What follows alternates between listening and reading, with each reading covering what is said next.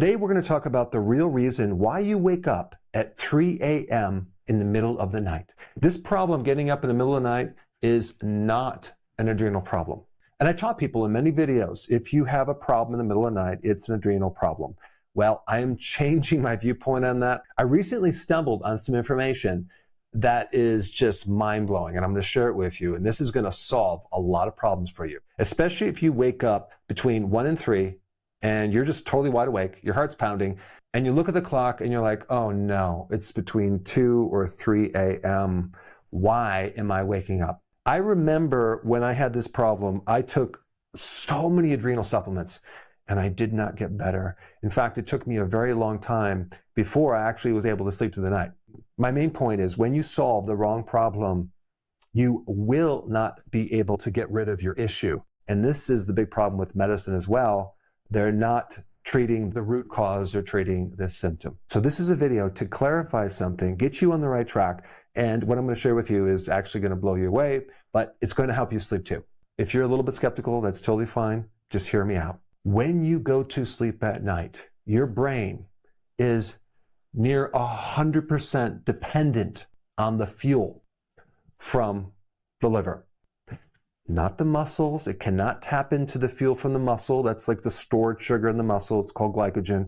It can't use any of that. Typically, a healthy liver should have enough stored sugar to be able to feed the brain through the whole night without any problem. But if you have a fatty liver, okay, the way that you know you have a fatty liver is if you have a belly. If you look down, you can see your belly. That means you have a fatty liver, but that's not the only way. Some people have skinny fat and they basically have a lot of liver fat, but you can't really tell. But one obvious way is if you have a gut. If your liver is inflamed, you're going to have a problem storing fuel for the brain. If you have scar tissue in the liver, that's called cirrhosis, you're going to have a problem. But the most common reason why the liver cannot feed the brain at night is because of something called insulin resistance. And all I want you to think about when I talk about insulin resistance is that you no longer have any way to stop the blood sugar that is made by the liver. So at night, your liver can actually make sugar. And that's called gluconeogenesis. Gluco meaning glucose, neo, new, genesis, the creation of. So the problem when the liver doesn't work right is it makes excess amounts of sugar. I know you're saying, wait a second, you just contradicted yourself. If your liver is making too much sugar, then the brain should have enough fuel, right? Yes, but if there's a liver problem, you are going to have at least 3 to maybe 5 or more blood sugar swings throughout the night. In other words, you'll have a spike of blood sugar and it'll come down. And what's going to cause it to come down is insulin. And here's the thing you really need to know. When blood sugar comes down on the low side right here, because it's constantly being regulated, your brain is going to say, liver, I need fuel. And that communication is through this hormone called adrenaline. Adrenaline mobilizes stored sugar really fast. So it'll just bring that sugar right up. But the problem is, at the same time, adrenaline is a stress hormone and it's going to wake you up. You're going to feel more awake at 3 a.m. than you are during the day. And the hormone that wakes you up is not even cortisol. It's this one right here. Cortisol works a little slower. It's a stress hormone, but it's more like a wave. And we'll talk about that, but that's going to affect you more in the later part of the night. When you really finally identify the right problem, you can get it fixed and things will turn around. And I'm going to show you very soon what to eat to fix it. In this blood sugar swing, the first swing is usually at midnight, between midnight and 1 o'clock a.m. And most people don't notice this swing because it's very, very minor. But this swing of blood sugar is occurring and reacting from your last meal. And you might be able to get 5 hours of sleep, maybe 6, but not 7 or 8. Now, that problem is related to cortisol. The cortisol spike is highest at 8 a.m., but you might have the spike at 5 a.m., waking you up earlier. You want to fix that problem by readjusting the circadian light and darkness cycles. So in the morning, it's very, very important to get outside and be exposed to blue light from the sun. The blue light actually increases cortisol. So what's going to happen is you're going to increase cortisol at the right time versus staying inside and not being exposed to that sun. You're not going to be able to trigger the cortisol, and so everything is pushed forward, and you might experience cortisol later in the day. But if we start training the body very consistently to get outside, let the sun wake us up, then when it starts to get dark outside and you start to go inside your house, about 3 hours before you go to sleep, you want to start turning down the light. You want to start dimming things. You don't want this light, especially blue light from your LED lights, to start to stimulate more cortisol. Because blue light, even from the sun or LED, actually increases cortisol, but darkness stimulates melatonin, which actually starts to make you more tired. The other thing that happens as we get older is we lose our sleep pressure. There's an active thing that pushes us into sleep. It's like a pressure that pushes us into this wonderful, restful sleep. There are certain things that you can do if you're losing that sleep pressure. And I'm just going to give you a couple tips right now. Number one, weight training, exercise, resistance training, high intensity interval training, doing physical work outside, all increase that sleep pressure at night. Versus not working out, you're sitting at your desk in front of the computer all day, you didn't get a chance to go for a long walk, you're not going to have any sleep pressure. Also, avoiding too many stimulants. So you want to avoid drinking too much coffee with caffeine. Have a little bit, but don't overdo it. Another thing to increase sleep pressure is taking magnesium glycinate in the evening. Lately, I found if I take zinc with magnesium both together, that actually helps my sleep even more. So you have to realize that the liver has an external clock that's outside your brain, that it does a lot of the work at night, and if the liver is dysfunctional, it's going to interrupt your sleep. Now, primarily we're focusing on fuel to the brain, but your liver does a lot of other things at night. It actually helps you burn fat. In fact, the majority of fat burning occurs at night if the liver is working right. It detoxifies you. It makes sugar. I've already talked about that. It also makes bile to help you digest fats. And it also clears out histamines. If the liver is not clearing out histamines, you're going to wake up with a stuffy nose. The liver also breaks down chemicals and toxins and drugs at night. So the liver is really, really important in the timing of doing all these things at night. And this is why it's so important to take care of your liver, because without these functions, you're going to wake up feeling really tired. You're not going to sleep. You're not going to feel really good. So then the next question is, what causes liver problems, right? Well, let me just run down the list. Seed oils, high omega-6 inflammatory oils, especially if they're heated over and over again in junk food. So seed oils are one component of ultra-processed foods. The other two ingredients in ultra-processed foods are the sugar and the starch, like maltodextrin, modified food starch, modified cornstarch. These are industrial sugars, industrial starches, deadly on the liver. They're just going to make the liver really fat.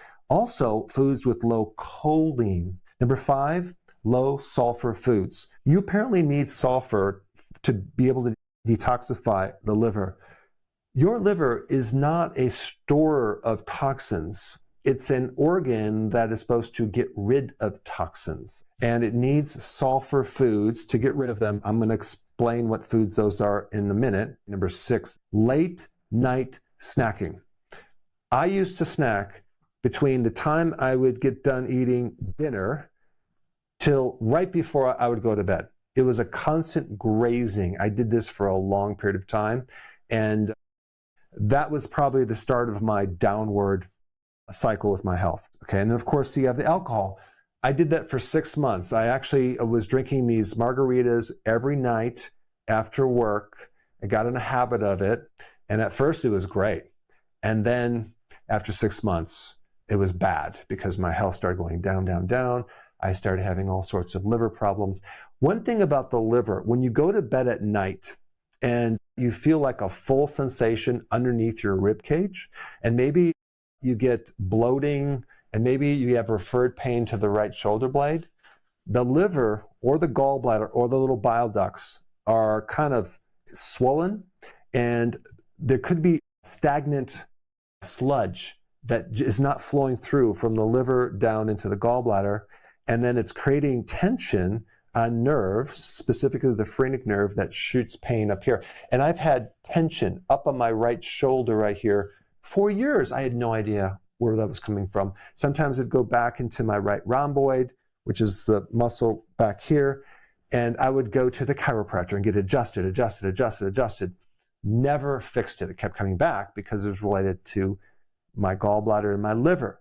But my liver was swell up and I had that sensation for such a long time. If you have that sensation, I'm going to show you what to do, adding foods and eliminating certain foods. But also you want to be sleeping on your right side. You're going to feel more comfortable, or you're going to sleep better on your right side, because if you sleep on the left side, the liver is a little too swollen. It's going to kind of compress the heart and it could affect your breathing. But I know with people with that problem, they're very restless. They don't sleep very well. I mean, it's pretty bizarre now that in the past, I'm talking for like 20 years, I did not know what that was, but it was like a constant dull feeling underneath my right rib cage. Now, I don't even have any of it. But I used to live with constant bloating, and I thought that was kind of a normal thing, but it's not. I want to mention one more thing. When people go on the ketogenic diet, sometimes they have a problem sleeping through the night. Not because keto's bad, but because of this. Remember I told you that the brain depends on the liver for the glucose through the night? Well, there's another fuel that the brain can run on, and that's called ketones. That's right, ketones. It doesn't have to run on glucose. In fact, only a small percentage of the brain really needs glucose. The great majority of the brain can run on ketones. And the real cool thing about this is the small amount of glucose that the brain needs can be produced by the liver itself. So if you go on the ketogenic diet, which is low carb, here's the problem. It's going to take a few days or even sometimes a week or two to transition into full ketosis. In the process of doing that, you might still have problems getting up. For those people that have problems sleeping when they start keto, I think the best recommendation is to slowly kind of do it, not to do what most people do is they just dive in and they go really low carb right off the bat.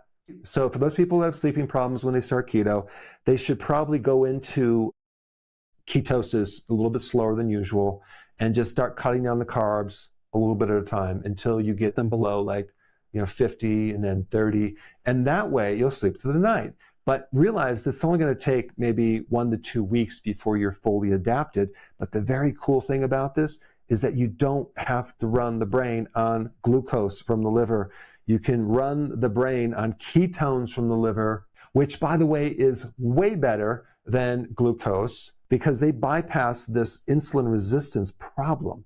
You literally bypass the whole thing and you get fuel right into the brain. And the results are incredible. So if you haven't tried the ketogenic diet, you need to try it because it's the best way to not just feed the brain, but actually to fix this problem right here. But sometimes, again, it takes a couple weeks to transition into it. All right, here's the plan. Number 1, stop eating 4 hours before bed. Snacking is the killer. That will mess you up. And this is why when you go to the grocery store, do not buy any junk foods. Keep your house clear of all these junk foods, okay? It'll make it a lot easier because when you go to the grocery store, you only need to say no once, but if they're sitting in your cupboard, you have to keep saying no every single night. And I know with myself, even though I have a lot of discipline, if it's there, it tempts me. And why not make it easy on yourself? Number 2, you want to start getting more choline in the diet. How do you do that? Egg yolks. I don't recommend consuming just the egg whites. Eat the whole egg. Egg yolks have choline, and that's going to give you great support for your liver. Also, if you eat liver, you'll get choline. Grass-fed meat, you'll get choline. Salmon will give you choline, and even cruciferous vegetables will give you choline as well. Number 3, we want sulfur foods so we can detoxify the liver. The more we can support the detoxification process, the more you're going to wake up and feel refreshed and good. So let's talk about what foods are high in sulfur. Garlic, onions, cruciferous, and cabbage is a cruciferous vegetable. Sauerkraut, I consume a lot of sauerkraut, But these foods will give you the sulfur to be able to support the liver. Now, number 4, you want to support the gallbladder. The gallbladder is going to store the bile, make it concentrated. So every time you eat, it's going to contract and push that bile into the small intestine to start to break down the fat. Not 100%, just breaks it down enough so then the pancreas can come in with its enzyme, lipase, to do the rest and then break it down to the smallest particles so that it can be absorbed in the small intestine. So they both work together. But so many people don't have enough bile. And so what happens is their ratio of cholesterol to bile, it's like too high of cholesterol and not enough bile. And now it becomes sludge. And that's what I had. And it kind of sits in those little ducts and it puts pressure on the liver. And then that's how you get gallstones. So one thing to solve that is to consume foods that are bitter, like arugula, dandelion greens, certain bitter herbs, all help to increase the production of bile. There's one really good remedy that I've recommended in a lot of videos. It's called tutka, a type of bile salt. You would just take 2 of these on an empty stomach in the morning, and then I recommend taking 2 in the afternoon, okay, empty stomach. And what you're going to notice, it's going to start to thin the bile. It'll start opening up these ducts so you can get your ducks in a row. But you're going to actually feel like, wow, I don't feel that heaviness underneath my right rib cage anymore. I feel better down here. It won't back up all this pressure, and it's really going to help right shoulder pain. I wish I would have known about this 20 years ago or 30 years ago. Okay, number 5, go low carb. Get your body running on ketones, not glucose through the night, okay? It's going to solve your sleep problems. I will promise you that, okay? But do a high-quality ketogenic diet. Number 6, work on your blood sugar through the low carb because we want to handle insulin resistance with these additional things right here. Apple cider vinegar, like a tablespoon in a glass of water before meals, can really help you. And even in the evenings, greatly help you. Vitamin B1 is one of the best things for mental stress and you're like thinking before you go to sleep. It gets rid of mental tension. It's great for anxiety. But the main thing it'll do, it'll help with your mitochondria, especially if you have diabetes or blood sugar problems or have a history of eating a lot of carbs. Magnesium is super important in sleep, relaxation of muscles, and lowering of cortisol, and helping you fix insulin resistance, as well as this other mineral called potassium. You can get potassium through certain foods like avocados or a potassium electrolyte to help reduce this insulin resistance. Let's not forget quality of protein. Animal protein is needed to actually help you detox, but it's also needed to help establish your blood sugar. So listen, if your liver is healthy, your brain is going to sleep deeply because the liver will keep the brain fed all night long.